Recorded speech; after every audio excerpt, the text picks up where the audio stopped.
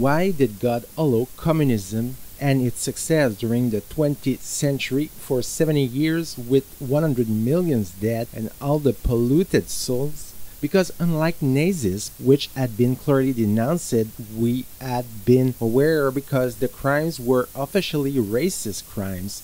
What it was, communism in 2016, where I make this video, has triumphed in the sense that these crimes had been disguised or hidden. These crimes are comparable, even sometimes worse. Communism is the death of entire classes, of social classes which are subjected to famine by the decision of a despot, Lenin, Stalin, Pol Pot, and it's everywhere that such things like that will happen. Indeed, in communism, we have a generous project. It desired to create a paradise upon earth by equality of classes. Fine, the absence of private property, it seems so attractive. From the outset, it appears a generous project, but the problem is that it doesn't function. People work for their families, they want wheat for the winter, they do not work for the community. And so, when we believe in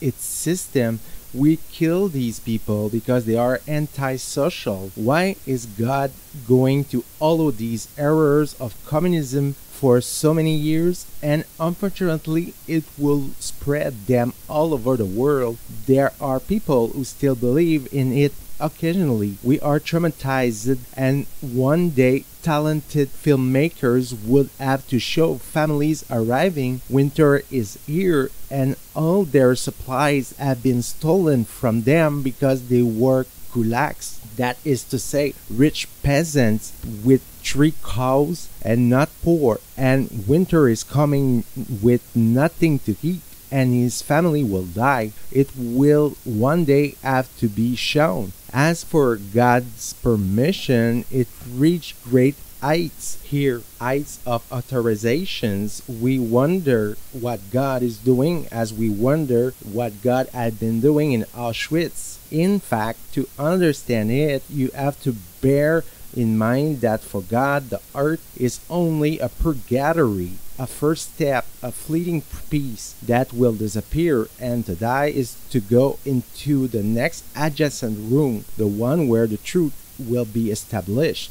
And that men, women, those who have been there, who often arrive, are broken. He picks them up, he consoles them, he explains to them how, when left to himself, mankind can produce such horrors. Obviously, before the appearance of such a savior who died on the cross himself, that means that they do not become the cruel spectator of such things. Mankind understands that it is not to crush him, but that he has acquired, thanks to this experience, a broken heart. We can say, therefore, many people among the communists who themselves devoured each other at that time returned to Christ, asking him for forgiveness. We may well say that ultimately what communism has done as a horror is the lot of every man who passes on earth. Because when you give life to a child full of life, you may be sure that 80 years later, somewhere in a bed, he will surely die, and God will allow him to do so. It